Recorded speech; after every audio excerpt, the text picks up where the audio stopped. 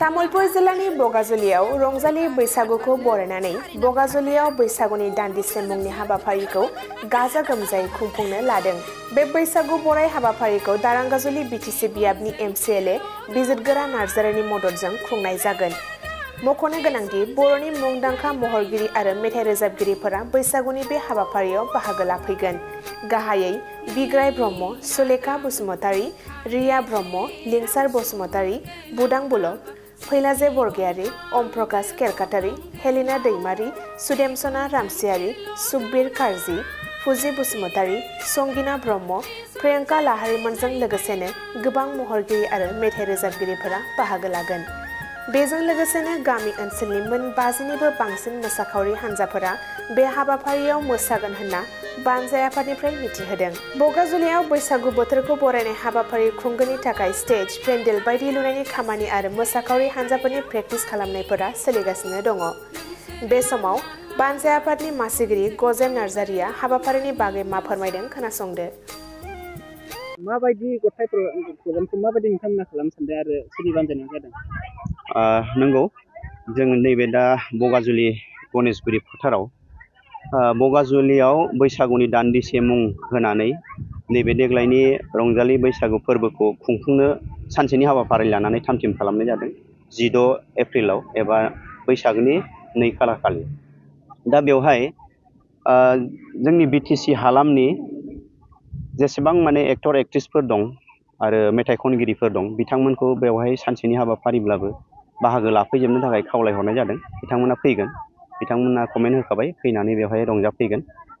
आरो बेवहाय जिहेथु जोंनिया नैबे प्रग्रामखौ जि खुंनो थांदों जोंखौ मोनसे आरसि कमिटि हिसाबै दानानै होदों बेखौ दैदेननो थाखाय। दा बे दैदेननायाव हेफाजाब होग्रा जोंना दङ जोंनि दरंगाजुलि समस्तिनि मानगोनां एमसिएलए बिजितगोरा नार्जारि बिथाङा बे गासै हाबाफारिनि खुंफुंनाय हाबाफारिनि बिबानखौ एबा गासै हेफाजाब होनाय दायथ'खौ बिथाङा लादों आरो बा बिथांनि हेफाजाबजोंनो बे प्रग्रामखौ खुंफुंनो आखायाव लानाय जादों आरो। नोंथाङा बेवहाय बिटिसिनि गोबां मुंदांखा जि मेथाइ खनगिरि बा महरगिरि बिथांमोनखौ हांख्रायदों होनना बुंदों। बेवहाय सोर मेथाइ खनगिरि बा महरगिरिफ्रा फैगोन? औ, बेवहाय महरगिरि हिसाबै होनोब्ला दा जोंनि बिटिसिनि मुंदांखा जिहेथु दिहुनगिरि आरो महरगिरि बिथांमोन दं। मुंख'नो थाङोब्ला रिया ब्रह्म बिथांमोना बेवहाय बाहागो लाफैगोन आरो फावखुंगुर होनोब्ला जेरै लिंसारमोन, सुकबीर बिथांमोन आरो हेलेना, संगिना, प्रिया बिथांमोना आरो बिथांमोनजों लोगोसे आरो गोबां दंबावो, माने गोबां बुरजाथार नामा मुंख'स्लाबनो हाया। बिथांमोना बेवहाय फैनानै बाहागो लाफैगोन। आरो मेथाइ खनगिरिफोरनि मादाव गाहायै बुंनो थाङोब्ला जोंना बिग्राय आरो सुलेखा बिथांमोना थाखाबाय आरो बिथांमोनजों लोगोसे दानि जाखांफुनाय सेंग्रा सिख्ला जिहेतु खनगिरि, गोदान खनगिरि बिथांमोनाबो बाहागो लाफैगोन बेवहाय।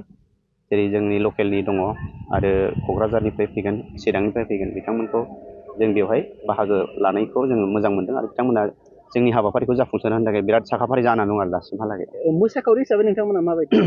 दा मोसाखावरि होननो थाङोब्ला गिबियाव जोङो जोंनि लकेलनि मोसाखावरि हान्जाखौ 20टा हान्जा जोङो बाहागो लाहोनो थाखाय थांखि लादोंमोन। नाथाय दिनै नुनो मोनबाय खोनानायजों लोगोसे गोबां हान्जाया बेवहाय माने बाहागो लानो थाखाय थाम-थिम जानानै दं आरो दा जों जायगा होख'नो हायि बायदि जानानै दं।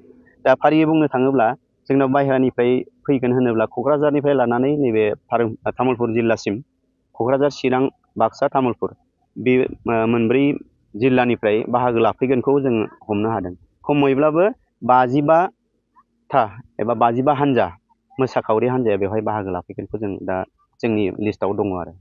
नोंथांमोना नैबे रंजालि बैसागो जि फोरबोखौ माबायदि खुंफुंनो, बेयाव माबायदि जागोन होननानै नोंथाङा सानदों? दा रंजालि बैसागु फोरबो होनोब्लाथ' बयनिबो रंजानायनि सान, मोनसे बोथोर सोलायनायजों लोगोसे रंजानाय फोरबो हिसाबै मानिनाय जायो नालाय बेवहाय राव धोरोम बासियालासिनो बे बोथोर गोदान सोलायनायजों रंजालि फोरबो होननानै गाजा गोमजायै खुंफुंनो थाखाय बेवहाय थाम-थिम खालामनाय जादों। बेजों लोगोसे आरो मोनसे गोजोनथाव बाथ्राबो, जोंनि खाथिनि नांजाबनाय जितु भुटान इन्टारनेसनेल माने बिफा, दा बिफानि आन्दाराव थानाय माखासे बिथांमोना बेवहाय बाहागो लाफैगोन आरो अरुणाचलनिफ्रायबो बेवहाय फैनानै बिथांमोना बाहागो लाफैगोन आरो बे बैसागु फोरबो खुंनायाव। नोंथां रंजालि बैसागो फोरबो खुंनो नागिरदों बेखौ लाना रायजो राजाफोरखौ मा खावलायनो?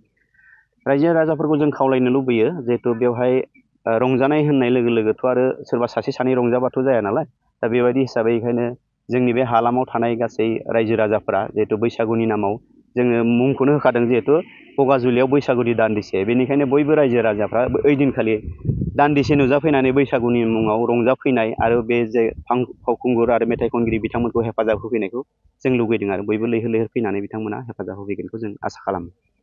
दा बे फोरबोनि थाखाय जिहेतु पेन्डेल आरो स्टेज बानायगासिनो दं, दिनै थांनाय 2 सप्तानिफ्राय लानानै प्रिपेरेसनखौ खालामगासिनो दं। दा खमसे खम 80 जौखोन्दोसोआ जाबाय होननानै जों आसा खालामदों स्टेज पेन्डेलनि खामानिया, आरो माखासे लाइटिं साइटिंनि खामानिफ्रा नै गाबोननिफ्राय मावफैगोन, बे साननैनि गेजेराव कमप्लिट खालामगोन। अदेबानि बैसागुनि 1 तारिख खालि बे कमप्लिट जाजोबगोन आरो 2 तारिखआवथ' प्रग्रामानो जाहैबाय नालाय, बेखिनिखौ जोङो मिजिंथिनानै दङ दा बर्थमान। जायगाया बबेयाव दं? जायगा दा जोंनिया मेन जायगा होनोब्ला गणेशगुरि फोथार, गेलेग्रा फोथार, बगाजुलि गामिनि सिङाव थानाय, तामुलपुर जिल्लानि सिङाव थानाय बगाजुलि गामि गणेशगुरि सुपानि गेलेग्रा फोथाराव बे जायगाखौ थाम थिम खालामनाय जादों।